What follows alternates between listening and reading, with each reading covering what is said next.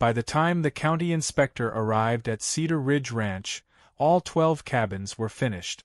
Fresh cedar siding gleamed in the afternoon sun. Gravel parking pads were full. The HOA president, Diane Mercer, stood beside a row of rental signs with a satisfied smile, telling 2 board members the development would start paying for itself within weeks. Then the inspector walked past the cabins and stopped at the open utility trench.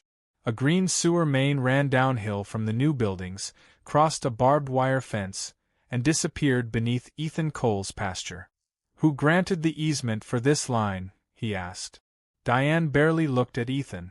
"The HOA has permanent utility access." Ethan, a 42-year-old rancher who had spent 6 months being fined, threatened, and publicly blamed for delaying the project, opened the worn folder under his arm. "No," he said calmly. "You have an easement to the property line." The inspector looked down at the map Ethan unfolded. Then he looked toward 12 completed cabins whose toilets, sinks, and showers all depended on the pipe beneath Ethan's land. Diane's smile vanished. But the missing easement wasn't the strangest part. Someone had submitted a different map to the county, and Ethan already knew exactly when it had been changed. 6 months earlier, there had been nothing behind Ethan Cole's south pasture except scrub oak, a narrow drainage swale, and 22 acres of HOA-owned land that most residents of Pine Hollow barely noticed. Ethan preferred it that way. Cedar Ridge Ranch had been in his family for 31 years. His father had bought the original 48 acres when the nearest subdivision was still a hayfield. Ethan had grown up repairing fences, clearing irrigation channels, and helping his mother keep records at the kitchen table. When his parents retired to Arizona, he bought the ranch from them and expanded a modest cattle operation into a boarding business for horses. The ranch was not inside Pine Hollow. That distinction had never mattered much. The HOA maintained the paved road on the other side of Ethan's western fence. Ethan maintained his own gravel drive, his own well, and the old sewer lateral serving the ranch house and converted bunkhouse. There were a few recorded agreements between the properties, mostly drainage and utility documents created when Pine Hollow was developed, but for years everyone treated the boundary like neighbors should. Then Diane Mercer became HOA president. Diane was 57, polished, ambitious, and obsessed with what she called unlocking Pine Hollow's assets. She had spent her first year replacing entrance signs, hiring private security for weekend patrols, and pushing through a clubhouse renovation that cost far more than residents had originally been told. By her second year, the reserve account was strained. That was when she announced the cabin project. At a spring board meeting Ethan did not attend, Diane presented 12 short-term rental cabins as the answer to Pine Hollow's financial problems. The HOA owned unused acreage overlooking the foothills. A row of upscale cabins, she argued, could generate enough rental income to replenish reserves without increasing monthly assessments. Residents liked that part. What Diane mentioned less often was that her brother-in-law, Mark Voss, was a minority partner in Voss Mountain Development, the company chosen to manage construction. Ethan learned about the project when a white SUV stopped beside his south fence one Tuesday morning. 2 men got out carrying orange marking paint and wooden stake. Ethan drove his utility cart across the pasture. "Can I help you?" The older man introduced himself as Nolan Price, project superintendent for Voss Mountain Development. He was straightforward, sunburned, and clearly uncomfortable with surprises. "We're staking the utility corridor for the Pine Hollow cabins." Ethan looked at the orange marks. They ran directly toward his fence. "You've got the wrong line." Nolan checked the rolled plan beneath his arm. "Shows a utility easement continuing through here." "Through the HOA parcel," Ethan said. "Not through mine." Nolan hesitated. Then he turned the plan around. A dashed line marked utility easement crossed the HOA acreage, continued over Ethan's fence, and curved roughly 60 yards into Cedar Ridge Ranch before connecting to a county sewer interceptor near the eastern edge of his land. Ethan stared at it. "That's not right."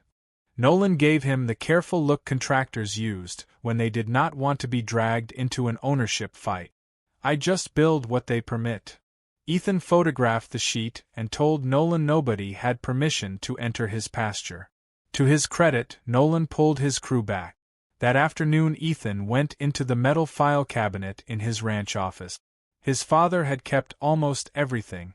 Old tax statements, fence invoices, water testing reports, a faded 1998 subdivision plat. And beneath a folder labeled Pine Hollow Utilities, Ethan found a recorded agreement dated March 17, 1999. He read it twice. Pine Hollow's developer had received permission to install a sewer line along the northern edge of what was then the Cole family property. But the easement ended at a specific monument on the old boundary. It did not continue across the ranch. The existing neighborhood sewer had been routed elsewhere. Ethan placed the agreement on his desk and pulled out the old survey. A small handwritten notation in his father's block lettering sat beside the boundary monument number.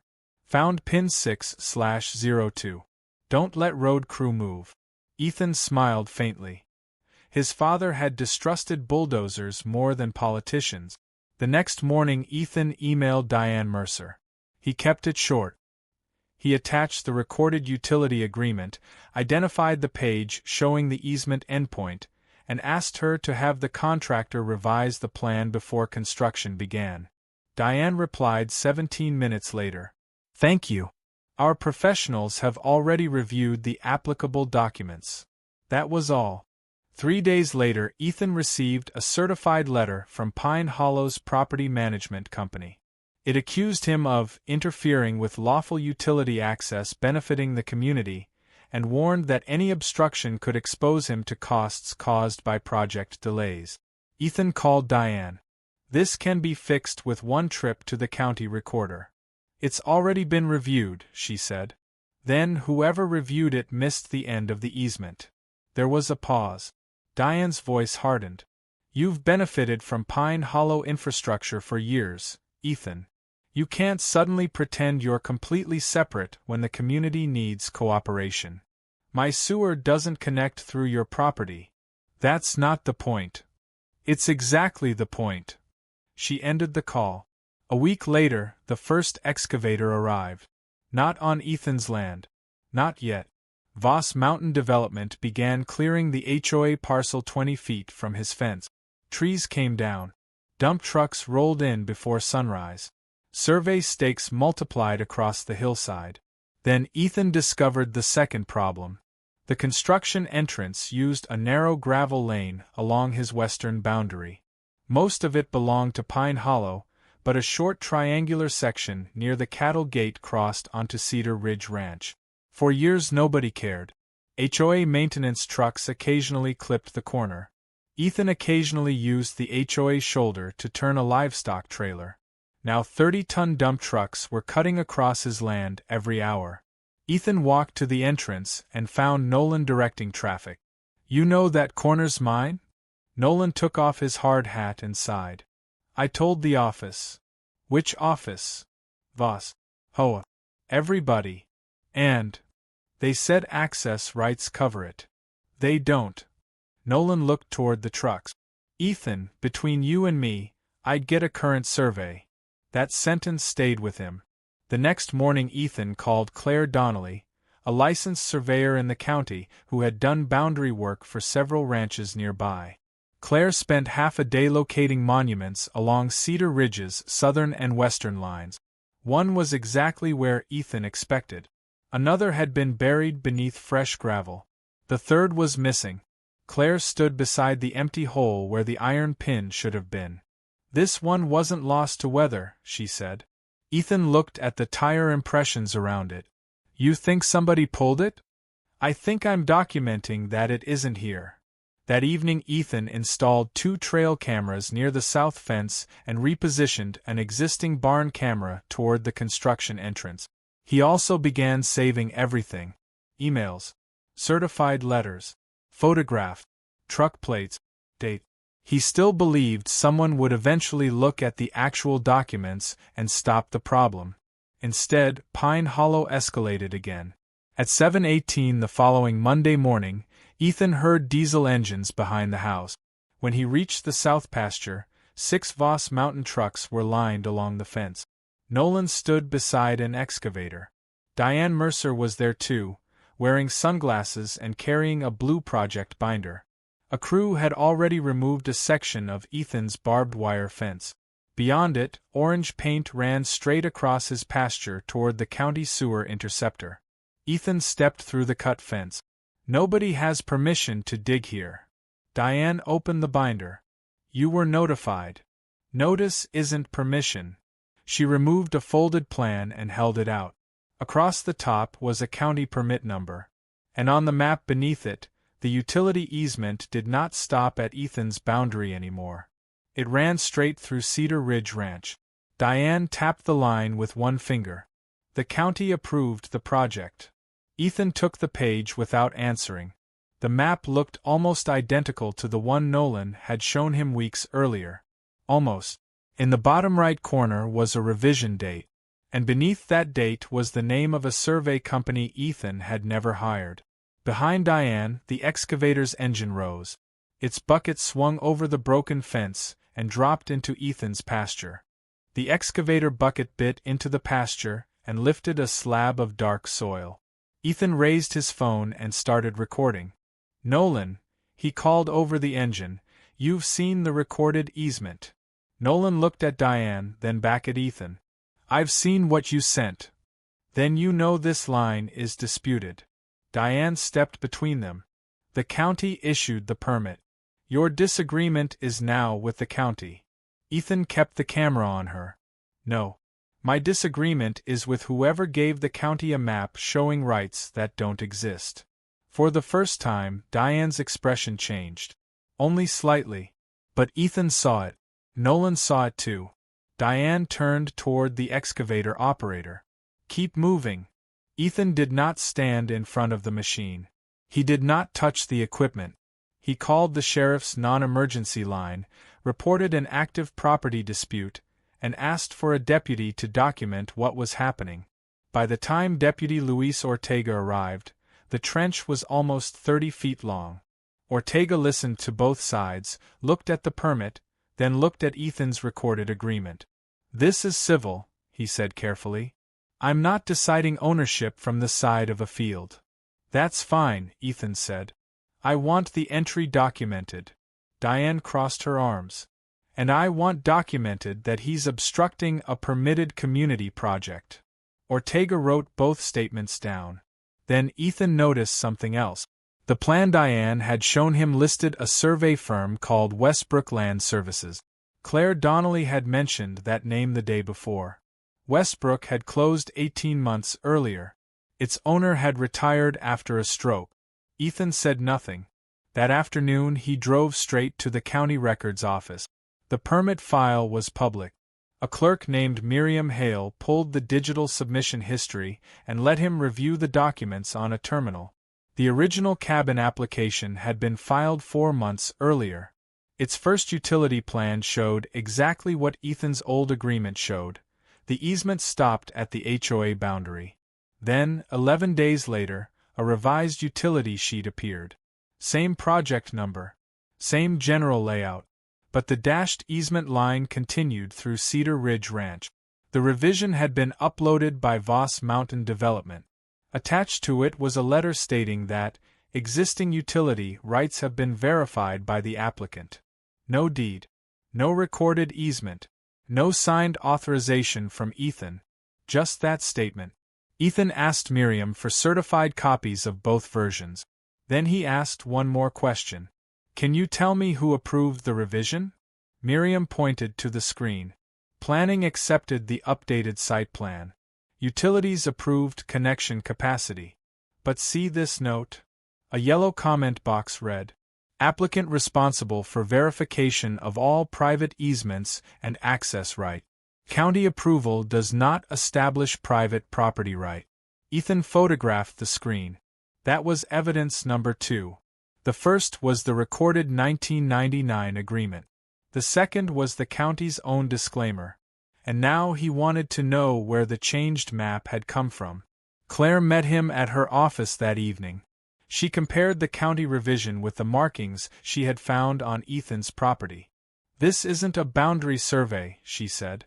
"It's a site plan. But it uses a survey company's name. It uses an old title block." She zoomed in. The company name appeared in the lower corner, but the professional seal had been cut off. "So somebody reused an old base map?" Ethan asked. "That's what it looks like." "Can you prove that?"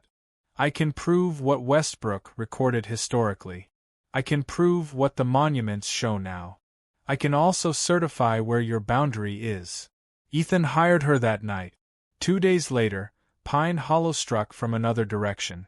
Ethan received an invoice for $18,640. It came from the HOA's management company. The charge was labeled construction delay and access interference. Diane had convinced the board to assess Ethan for equipment standby costs, survey revisions, and contractor delays supposedly caused by his refusal to honor established utility access. Ethan almost laughed when he read it. Then he saw the final page. The HOA claimed that if payment was not received within 30 days, it would pursue all available collection remedies. Ethan called the property manager. "I'm not a member of your HOA." The manager sounded embarrassed. "I understand your position. It isn't a position. Cedar Ridge Ranch is outside Pine Hollow. I was instructed to send the notice." "By Diane." A pause. "By the board." Ethan requested the minutes from the meeting where that charge had been approved. He received no response. Instead, 3 days later, Diane posted a message to Pine Hollow residents describing a neighboring landowner attempting to hold the community's infrastructure project hostage. She did not name Ethan. She didn't have to. Cars slowed near his gate. One resident shouted from a pickup that he should stop trying to cash in. Another left a note on his mailbox accusing him of trying to extort the HOA. That part bothered Ethan more than the invoice. He had known some of those families for years. His ranch supplied hay to 2 residents with horses. He had helped pull a teenager's Jeep out of a snowbank the previous winter. Now Diane had turned him into the obstacle standing between them and lower HOA dues. Ethan's wife, Sarah, found him sitting at the kitchen table one night with the certified permit file spread out in front of him. Sarah taught 4th grade in town and had tolerated the construction fight with more patience than Ethan expected. "This is getting to you," she said. "I can handle Diane." "That's not what I said." Ethan looked toward the dark window. "They're making it sound like I'm doing this for money." Sarah sat across from him. "Then stop arguing with people who already decided what they want to believe." She tapped the permit copies. "Build the record." That was exactly what he did. Claire completed a preliminary survey showing the proposed sewer route crossed 68 yards of Cedar Ridge Ranch before reaching the interceptor. Ethan preserved Deputy Ortega's incident number. He downloaded footage from the barn camera showing Voss trucks crossing the triangular corner at the construction entrance, and one of the trail cameras caught something unexpected. At 6:41 a.m., 3 days before the excavator entered his pasture, a white Pine Hollow maintenance pickup stopped beside the missing boundary monument. A man got out. He wore a dark jacket and work glove. The camera angle did not show his face clearly, but it showed him kneeling beside the survey pin for nearly 4 minutes. When he stood, he carried something narrow and metallic back to the truck. Ethan watched the clip twice, then a third time. He copied it to 2 hard drives. He still did not confront Diane. By June, 6 cabins were framed. By July, all 12 had roof. The trench through Ethan's pasture was completed despite his objections, and the sewer pipe was installed beneath it. Nolan had become quieter around him. One afternoon he walked to Ethan's fence while crews were connecting the cabins. "You should know something," Nolan said. Ethan waited. "We priced an alternate route." "When?"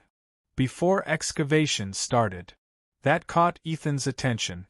The alternate route would have stayed completely on HOA land, but it required a lift station and roughly 1,400 additional feet of pipe. Cost: about $214,000. Why didn't you use it? Nolan gave a tired smile. Ask Diane.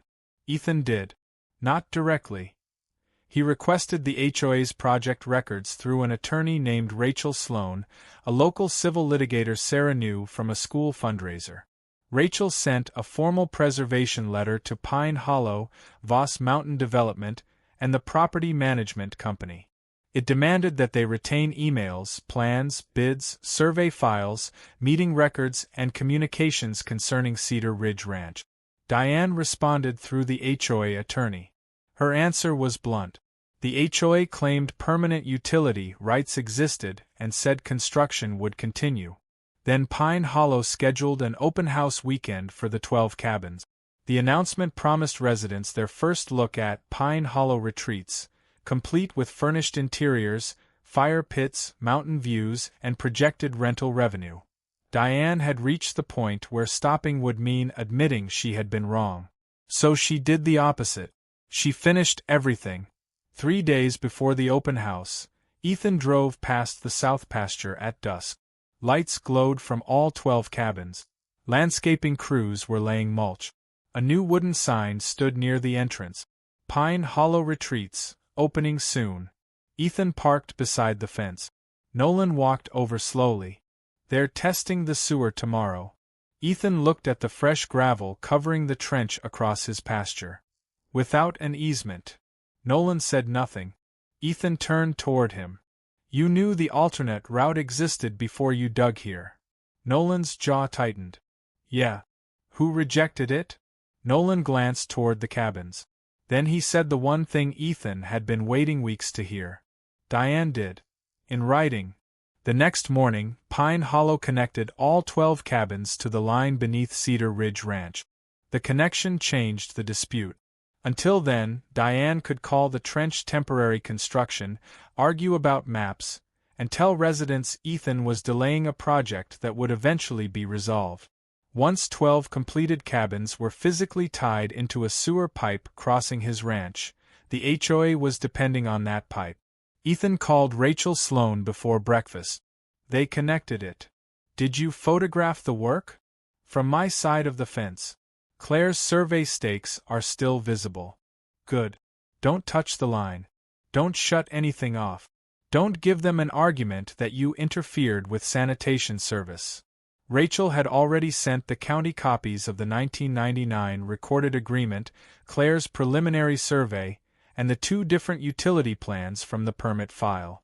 Now she sent a supplemental notice explaining that construction had been completed across disputed private property despite written objections. That afternoon the county utility department replied. Final approval for the cabin sewer connection would require field verification. Diane apparently received the same message, because Ethan's phone rang 20 minutes later. You contacted the county again. I gave them documents. You're trying to sabotage our opening. You built the opening around a pipe you don't have permission to use. We have a permitted plan. You have a permitted plan with a line drawn on it. That isn't an easement. Diane hung up. 2 days later, Pine Hollow held its open house anyway. The HOA had spent weeks advertising it. Residents walked through furnished cabins carrying lemonade and brochures showing projected rental income. Each cabin had a porch, a stone fire ring, and a view across Ethan's pasture toward the foothills. Diane stood near cabin 1 greeting residents as though the fight had already been settled. Voss employees had even covered the last visible section of trench with fresh soil. At 1:23 p.m., a county utility vehicle pulled into the gravel lot.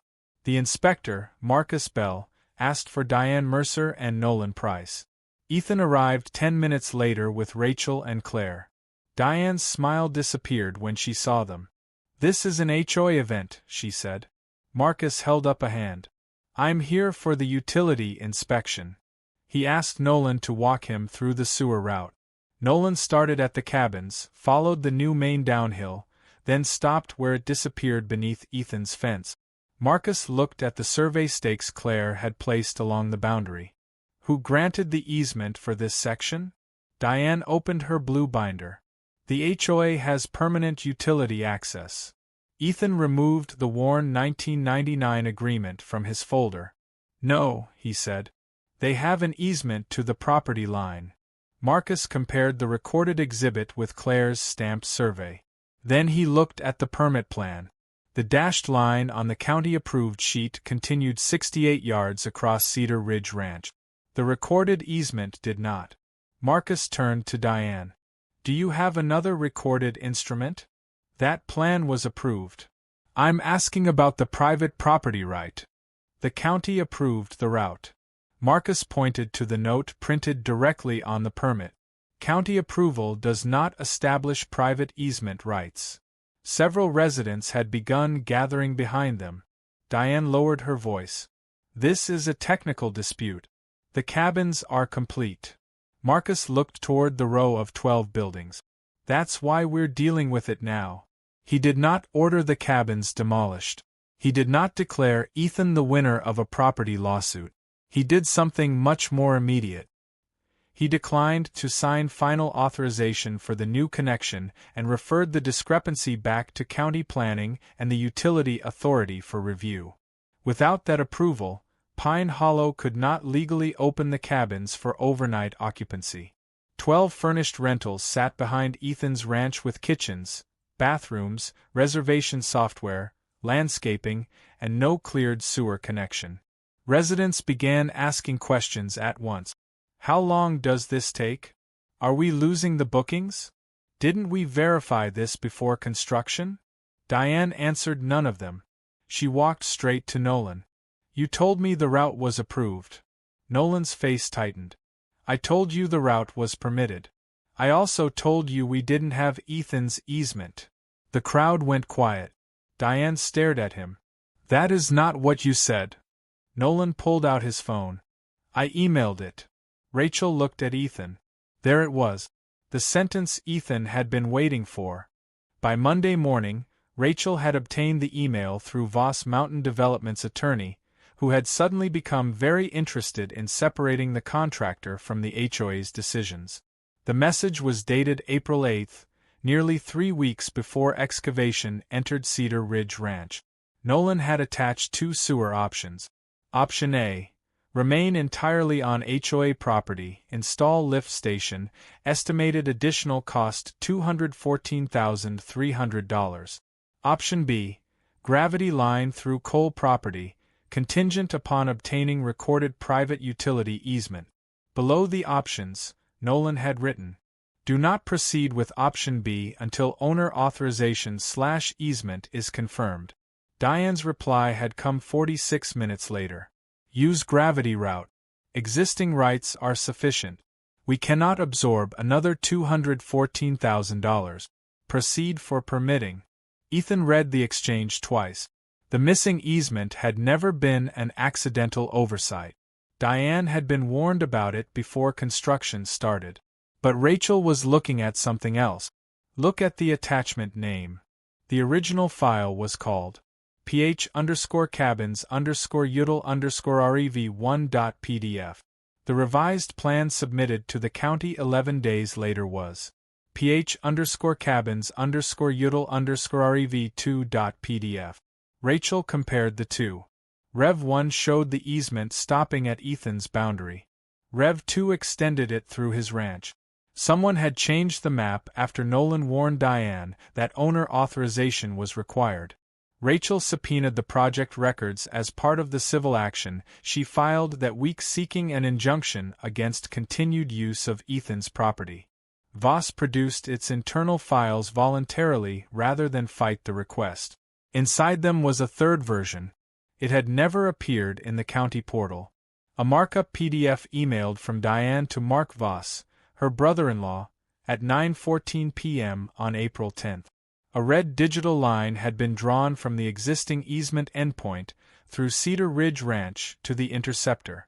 Beside it Diane had typed, Extend utility designation to connection. Use existing base sheet. Mark replied. Need survey confirmation? Diane answered. Westbrook plan already shows corridor. Don't reopen this. We lose the project if costs go up again. Westbrook. The closed survey company. Claire immediately requested the old Westbrook records that had been transferred to another local firm after its owner retired. The authentic Westbrook base map contained no utility corridor across Cedar Ridge Ranch. The line had been added later. Worse for Diane, the title block on the altered plan made it appear as though Westbrook Land Services was associated with a revision created more than a year after the company had closed. Rachel did not accuse Diane of forging a professional survey. Not yet. She did not need to. The document trail already established something simpler and harder to explain. Diane had been specifically warned that an easement was required, rejected the lawful alternate route because of its cost, and then participated in changing the project map before that map went to the county. The board called an emergency meeting. For the first time, Diane did not control the room. Residents filled every chair. One man held up the $18,640 invoice Ethan had received. If he was right about the easement, why were we billing him for delaying us? Another resident asked who had authorized using Voss Mountain Development when Diane had a family connection to the company. Diane insisted the questions were unrelated. Then Rachel placed a copy of the trail camera photograph on the table. The image showed the White Pine Hollow maintenance pickup beside Ethan's missing boundary monument. We also need to know, Rachel said, who was on Cedar Ridge Ranch at 6:41 that morning. Diane stared at the photograph. A board member beside her slowly leaned forward. That's maintenance truck 3. He looked across the table. Diane, you signed that truck out that week. Diane's attorney immediately asked for a recess. And suddenly the problem was no longer just whether Pine Hollow could use 68 yards of sewer pipe. The board now had to determine who changed the map, why a boundary monument had disappeared, and how much money Diane had committed after being warned, in writing, that the HOA did not have the property rights its entire 12-cabin project depended on. The recess lasted 42 minutes. When the board returned, Diane had changed tactics. She no longer claimed the sewer easement was unquestionably valid. Instead, her attorney described the situation as a good-faith reliance on project professionals, and argued that Diane had acted on information supplied by Voss Mountain Development. Mark Voss was sitting 3 chairs away. His expression hardened. Nolan Price was behind him. Diane continued anyway. The president of an HOA does not personally draft engineering documents or survey property, she said. Contractors were hired for that purpose. Mark leaned toward his attorney. Within 24 hours, Voss Mountain Development produced another batch of emails. The decision was no longer difficult to trace. On April 9, Mark had forwarded Nolan's warning about the missing easement to Diane and asked whether he should price the lift station more aggressively. Diane replied, "No. Board will not approve another $200K. We need gravity route. I will handle access issue." The next evening came her markup directing the utility designation to be extended across Ethan's ranch. Then, on April 14, Mark sent another message. Need written coal approval before field work? Diane answered. Permit submission first. Ethan will come around once project is moving. Rachel read that sentence aloud at the next hearing. Ethan was sitting beside her in county civil court. Across the aisle, Diane stopped taking note. The judge did not decide every accusation that morning. He did not rule on who removed the boundary monument or whether the altered map violated any criminal statute. He focused on the narrow issue in front of him. Did Pine Hollow have a recorded right to operate a sewer line across Cedar Ridge Ranch? The HOA produced the 1999 agreement. Claire produced her stamped boundary survey. The county produced the permit file and its disclaimer. None of them showed an easement extending the required 68 yards through Ethan's land. The judge issued a preliminary injunction prohibiting Pine Hollow from using that portion of Cedar Ridge Ranch for the cabin sewer system unless Ethan agreed otherwise, or the HOA later established a legal right through normal proceedings. The cabins remained closed. Diane walked outside the courthouse and told 2 residents that Ethan had weaponized a technicality. That was her final public argument. By then, however, the residents had started reading the documents for themselves. The real financial picture was worse than anyone had been told. The cabin project had originally been approved with a ceiling of $1.48 million. Change orders had pushed spending past $1.71 million. The HOA had enough money to finish construction only because the board postponed drainage repairs, delayed clubhouse roof work, and moved $186,000 from reserves that had been designated for road resurfacing. The cabin rentals were supposed to replace that money quickly. Now they could not accept a single overnight guest. And the cheapest route out of the problem was the same one Nolan had proposed months earlier. Build the lift station. Run approximately 1,400 feet of additional sewer line entirely across HOA property. Undo the shortcut Diane had insisted on taking. The updated cost was no longer $214,300. Because equipment had been demobilized, landscaping was finished, and several areas would have to be reopened, the new estimate came to $287,600. At an emergency board meeting, a resident stood up and asked Diane the question no one had managed to get answered. Why didn't we spend $214,000 when we had the chance? Diane blamed changing information. Then Nolan was invited to speak. He brought 1 page. His original estimate. The date was April 8. The warning about Ethan's easement was printed directly beneath option B. There was no argument left. The board voted 4-1 to remove Diane as president pending an independent review. Diane cast the only vote against the motion. She resigned from the board 3 days later. But Ethan still wanted an answer about the missing survey pin. Rachel's preservation requests had included vehicle records for Pine Hollow's maintenance fleet. The white pickup in Ethan's trail camera footage had a basic GPS unit used for mileage and service tracking. Its records showed the truck leaving Pine Hollow's maintenance shed at 6:28 that morning, stopping beside Cedar Ridge Ranch from 6:38 until 6:46, then traveling directly to the HOA office. The driver log contained Diane's initials. Diane's attorney argued that the data proved only that she had possessed the truck, not that she had removed anything. That was true. Then Claire found something in the county permit archive.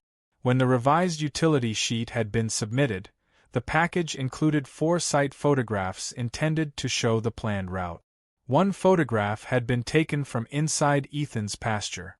Its metadata placed it at 6:44 that same morning.